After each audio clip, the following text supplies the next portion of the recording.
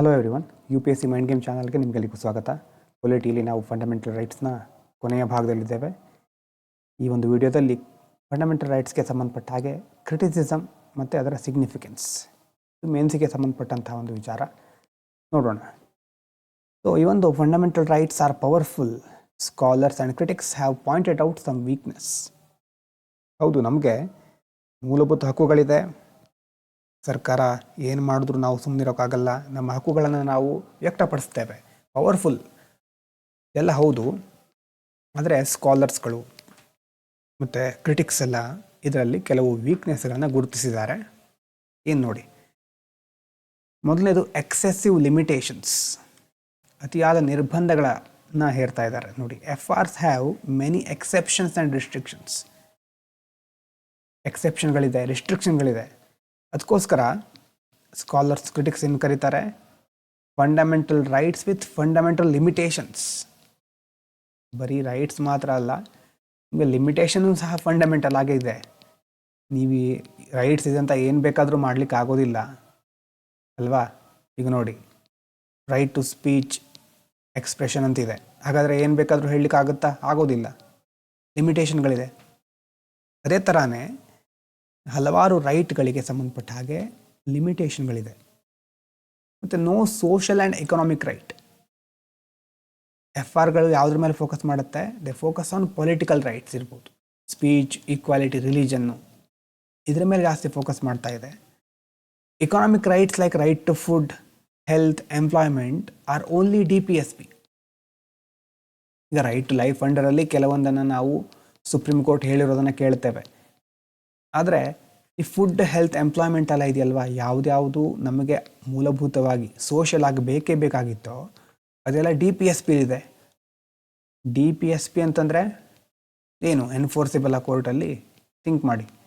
DPSP ಅನ್ನೋದು ಸರ್ಕಾರಕ್ಕಿರುವಂಥ ನಿರ್ದೇಶನ ತತ್ವಗಳು. ಹಾಗಾಗಿ ನಾವು ಇದನ್ನು ಫಂಡಮೆಂಟಲ್ ರೈಟ್ ಅಂತ ಕೇಳಲಿಕ್ಕೆ ಆಗೋದಿಲ್ಲ. ಫುಡ್ ಇರ್ಬೋದು, ಹೆಲ್ತ್ ಇರ್ಬೋದು, ಎಂಪ್ಲಾಯ್ಮೆಂಟ್ ಇರ್ಬೋದು, ರೈಟ್ ಟು ಲೈಫ್ ಅಂಡರಲ್ಲಿ ನಾವು ಕೇಳಬಹುದು. ಆದರೆ ಪರಿಪೂರ್ಣವಾಗಿ ಸರ್ಕಾರ ಇದಕ್ಕೆ ಅಂತಾನೆ FRಗಳನ್ನು ಸಪ್ರೇಟಾಗಿ ಮಾಡಿಲ್ಲ, ಆಮೇಲೆ ಆ್ಯಡ್ ಮಾಡ್ತಾ ಇದೆ ಈಗೀಗ ಕೆಲವೊಂದನ್ನು. ಇನ್ನು no clarity. Some terms are vague ಅಂತಂದ್ರೆ ಏನು ಹೇಳಿ? ಕ್ಲಾರಿಟಿ ಇಲ್ಲ, ಗೊಂದಲದಿಂದ ಕೂಡ್ಕೊಂಡಿದೆ. ಉದಾಹರಣೆಗೆ ಪಬ್ಲಿಕ್ ಆರ್ಡರ್ ಅಂತ ಆವಾಗ ಕೇಳ್ತಾ ಇರ್ತೇವೆ. ಪಬ್ಲಿಕ್ ಆರ್ಡರ್ ಬೇಸಿಸ್ ಮೇಲೆ ರಿಸ್ಟ್ರಿಕ್ಷನ್ ಹಾಕಬಹುದು. ಎಲ್ಲಿ ಬಂದಿತ್ತು ಇದು? ಯಾವ ಫಂಡಮೆಂಟಲ್ ರೈಟು? ನೆನ್ಪು ಮಾಡ್ಕೊಳ್ಳಿ, ಪಬ್ಲಿಕ್ ಆರ್ಡರ್. ರೀಸನಬಲ್ ರೆಸ್ಟ್ರಿಕ್ಷನ್ಸ್ ಅಂತಿದೆ, ಮೈನಾರಿಟೀಸ್ ಅಂತಿದೆ.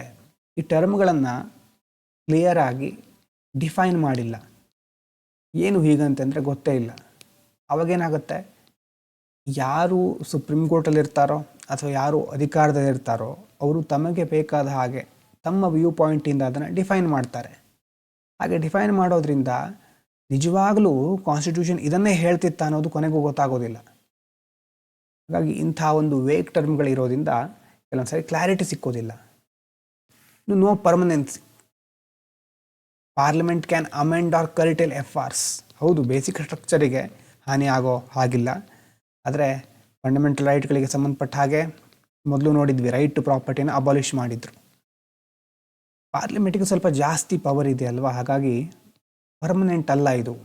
ಬೇಸಿಕ್ ಸ್ಟ್ರಕ್ಚರಿಗೆ ಹಾನಿ ಆಗಬಾರ್ದು ಅನ್ನುವಂಥ ಸುಪ್ರೀಂ ಕೋರ್ಟಿನ ಒಂದು ಆದೇಶ ಇರೋದ್ರಿಂದ ಇಷ್ಟಾದರೂ ಫಂಡಮೆಂಟಲ್ ರೈಟ್ಸ್ ಇದೆ. ಇಲ್ದಿದ್ರೆ ಎಷ್ಟೆಷ್ಟೋ ಈಗಾಗಲೇ ಅಮೆಂಡ್ ಆಗಿಬಿಟ್ಟಿರೋದು. ಇನ್ನು suspension during emergency. FRs article 2021 ಬಿಟ್ಟು ಬೇರೆದೆಲ್ಲ ಸಸ್ಪೆಂಡ್ ಆಗಬಹುದು. ಇದರಿಂದ ಹಾನಿಯಾಗೋದು ಯಾವುದಕ್ಕೆ? ಡೆಮೋಕ್ರಸಿಗೆ, ನಮ್ಮ ಪ್ರಜಾಪ್ರಭುತ್ವ ಮೌಲ್ಯಕ್ಕೆ. ಮತ್ತು ಎಕ್ಸ್ಪೆನ್ಸಿವ್ ರೆಮಿಡಿ. ಲೀಗಲ್ ಎನ್ಫೋರ್ಸ್ಮೆಂಟ್ ಬೇಕು ಅಂತಂದರೆ ಕೋರ್ಟ್ ಲಿಟಿಗೇಷನ್ ಮಾಡಬೇಕು, ಕೋರ್ಟಿಗೆ ಹೋಗಿ ಅರ್ಜಿ ಸಲ್ಲಿಸಬೇಕು. ಇದೆಲ್ಲ ದೊಡ್ಡ ದೊಡ್ಡ ವ್ಯಕ್ತಿಗಳಿಗೆ, ಸೆಲೆಬ್ರಿಟಿಗಳಿಗೆ ಮತ್ತು ಪೊಲಿಟಿಷಿಯನ್ಗಳಿಗೆ ಓಕೆ.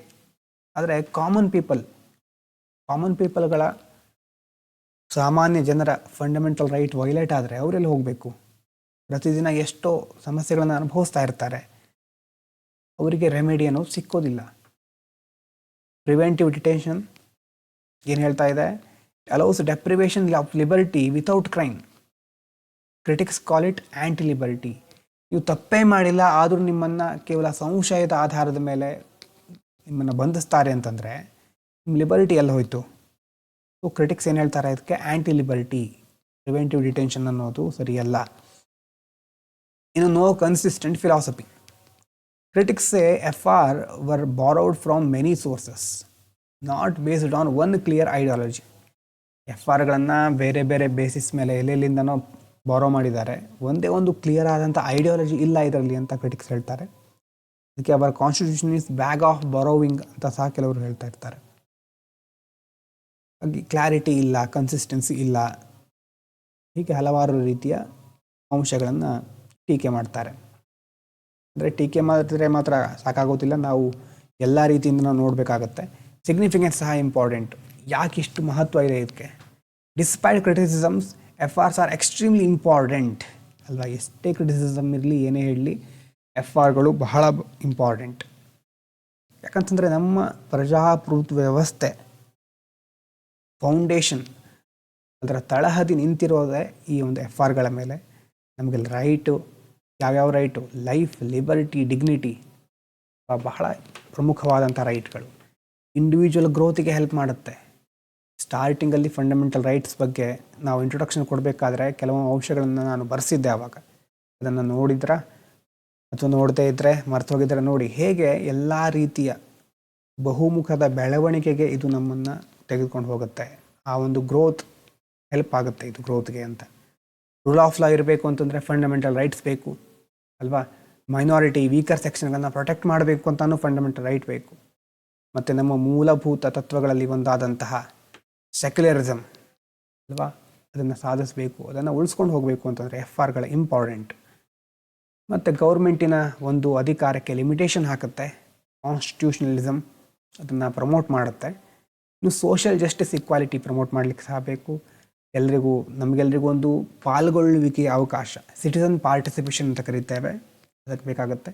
ಅದರ ಜೊತೆ ಮಾಡರ್ನ್ ಲಿಬರಲ್ ಡೆಮೋಕ್ರಸಿ, ಆಧುನಿಕ ಜಗತ್ತಿಗೆ ತಕ್ಕ ಹಾಗೆ ಡೆಮೋಕ್ರಸಿಯ ಒಂದು ಸ್ವರೂಪ ಬದಲಾಗ್ತಾ ಇರುತ್ತೆ, ಒಂದೇ ಥರ ಇರೋದಿಲ್ಲ. It is changing its form time to time ಅಲ್ವಾ. ಹಿಂದಿನ ಒಂದು ಶತಮಾನದಲ್ಲಿ ಇರುವ ರೀತಿ ಈಗ ಡೆಮೋಕ್ರಸಿ ಇಲ್ಲ. ಎಷ್ಟೆಷ್ಟು ಹೊಸ ಹೊಸ ತಂತ್ರಜ್ಞಾನದ ಜೊತೆ ಡೆಮೋಕ್ರಸಿಯ ಸ್ವರೂಪ ಸಹ ಬದಲಾಗ್ತಾ ಇದೆ. ಹಾಗಾಗಿ ಎಲ್ಲ ವಿಷಯಗಳಿಗೆ ಫಂಡಮೆಂಟಲ್ ರೈಟ್ ನಮಗೆ ಅವಕಾಶ ಮಾಡಿಕೊಡುತ್ತೆ, ಬಹಳ ಇಂಪಾರ್ಟೆಂಟ್.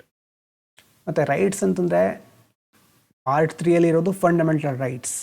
ಅದನ್ನು ಬಿಟ್ಟು ಬೇರೆ ರೈಟ್ಗಳು ಸಹ ನಮಗಿದೆ.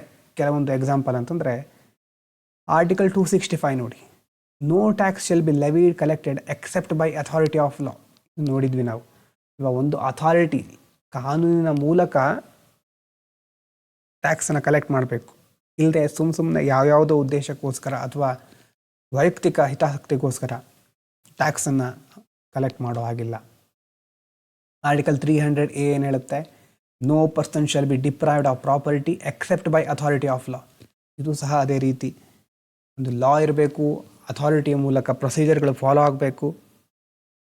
ಅದಿಲ್ಲದೇ ಒಬ್ಬ ವ್ಯಕ್ತಿಯ ಭೂಮಿಯನ್ನು ಕಿತ್ಕೊಳ್ಳೋ ಹಾಗಿಲ್ಲ, ಪ್ರಾಪರ್ಟಿಯನ್ನು ಕಿತ್ಕೊಳ್ಳೋ ಹಾಗಿಲ್ಲ. Article 301, freedom of trade, commerce and intercourse across India. ನಮ್ಮ ಇಡೀ ದೇಶದಲ್ಲಿ ಟ್ರೇಡ್ ಮಾಡಲಿಕ್ಕೆ, ಕಾಮರ್ಸ್ ಮಾಡಲಿಕ್ಕೆ, ವಾಣಿಜ್ಯ ನಡೆಸಲಿಕ್ಕೆ ಅವಕಾಶ ಇದೆ. ಇನ್ನು 326 ಏನು ಹೇಳುತ್ತೆ, election based on universal adult suffrage, ವಯಸ್ಕ ಮತದಾನ ಪದ್ಧತಿ. 18 ವರ್ಷಕ್ಕಿಂತ ಮೇಲ್ಪಟ್ಟವರು ಮತದಾನದಲ್ಲಿ ಭಾಗವಹಿಸಬಹುದು. ಹಾಗಾಗಿ ಇದು ಸಹ ನಾವು ಕೋರ್ಟಲ್ಲಿ ಎನ್ಫೋರ್ಸಿಬಲ್, ಕೋರ್ಟಿಗೆ ಹೋಗಿ ಪ್ರಶ್ನೆ ಮಾಡಬಹುದು ಈ ಒಂದು ರೈಟ್ಸ್ಗಳಿಗೆ ಧಕ್ಕೆ ಬಂದರೆ. ಆದರೆ ಮುಖ್ಯವಾದ ವಿಷಯ, ಆರ್ಟಿಕಲ್ 32 ಯೂಸ್ ಮಾಡೋ ಹಾಗಿಲ್ಲ ನಾವು. ಆರ್ಟಿಕಲ್ 32 ಇರೋದು FRಗಳಿಗೆ ಮಾತ್ರ. ಆದರೆ ಈ ಲಾಗಳನ್ನು ವೈಲೇಟ್ ಮಾಡಿದರೆ, ಈ ಒಂದು ರೈಟ್ಸ್ಗಳನ್ನು ವೈಲೇಟ್ ಮಾಡಿದ್ರು ಸಹ ನಾವು ಕೋರ್ಟಿಗೆ ಹೋಗ್ಬೋದು. ಡೈರೆಕ್ಟಾಗಿ ಸುಪ್ರೀಂ ಕೋರ್ಟಿಗೆ ಹೋಗ್ಲಿಕ್ಕೆ ಆಗದೇ ಇದ್ದರೂ ನಿಧಾನವಾಗಿ ಬೇರೆ ಬೇರೆ ಕೋರ್ಟ್ಗಳ ಮೂಲಕ ಹೋಗ್ಬೋದು. ಸೊ ಓನ್ಲಿ ಥ್ರೂ ಹೈಕೋರ್ಟ್ ನೋಡಿ, ಹೈಕೋರ್ಟ್ ಆರ್ ಆರ್ಡಿನರಿ ಕೋರ್ಟ್ಸ್, ಅದರ ಮೂಲಕ ನಾವು ಈ ಒಂದು ರೈಟ್ಗಳನ್ನು ಪಡ್ಕೊಳ್ಬೋದು. ಹಾಗಾಗಿ ಇವಿಷ್ಟು ಇಲ್ಲಿ ಬರುವಂತಹ ಒಂದು ಮುಖ್ಯವಾದ ವಿಷಯಗಳಾಗಿತ್ತು, ಫಂಡಮೆಂಟಲ್ ರೈಟ್ಸ್ಗೆ ಸಂಬಂಧಪಟ್ಟಿರೋದು. ನೀವು ಪಾಸ್ ಮಾಡಿ ಬರ್ಕೋಬಹುದು. ಇದಾದಮೇಲೆ ಲಕ್ಷ್ಮೀಕಾಂತನ ಓದಿ, ಇಡೀ ಫಂಡಮೆಂಟಲ್ ಚಾಪ್ಟರ್ನ ಇನ್ನೊಂದು ಸಾರಿ ಓದಿ ಕಂಪ್ಲೀಟಾಗಿ. ಬಹಳ ದೊಡ್ಡ ಚಾಪ್ಟರ್ ಅದು, ಹಾಗಂತ ಪಾರ್ಟ್ ಬೈ ಪಾರ್ಟ್ ಮಾಡಿ ಓದ್ಕೋತಾ ಹೋಗಿ. ಯಾಕಂತಂದರೆ ಅಲ್ಲಿ ಬರುವಂಥ ವಿಷಯಗಳು ಅನಲೈಸ್ ಮಾಡೋದು ಬಹಳ ಇಂಪಾರ್ಟೆಂಟ್. ಅದಕ್ಕೆ ಸಂಬಂಧಪಟ್ಟ ಹಾಗೆ ನಾವು ಲೈವ್ ಸೆಷನ್ ಮಾಡಿದಾಗ ಸಹ ದಯವಿಟ್ಟು ಜಾಯ್ನ್ ಆಗಿ. ಅದಕ್ಕೆ ಈವ್ನಿಂಗ್ ಲೈವಲ್ಲಿ ಯಾವಾಗ MCQಗಳಿರುತ್ತೆ, ಬೇಸಿಕ್ ಒಂದ್ಸರಿ ರಿವಿಷನ್ ಆಗುತ್ತೆ. ಯಾವ್ಯಾವಾಗ ಲೈವ್ MCQ ಇರುತ್ತೋ ಅದಕ್ಕೆ ಜಾಯ್ನ್ ಆದರೆ ನಿಮಗೆ ಒಂದು ಸರಿ ಎಲ್ಲ ರಿವಿಷನ್ ಆಗಬಹುದು. ಓಕೆನಾ? ಇಷ್ಟನ್ನು ಬರ್ಕೊಂಡ್ರೆ ಮೇಲ್ಗಡೆ ಇಷ್ಟು ಪಾಸ್ ಮಾಡಿ ಬರ್ಕೋಬಹುದು, ಕೆಳಗಡೆ ಎಷ್ಟು. ಎಸ್, ಹಾಗಾದರೆ ಮುಂದಿನ ವಿಡಿಯೋದಲ್ಲಿ ಕಂಟಿನ್ಯೂ ಮಾಡೋಣ. Thank you so much.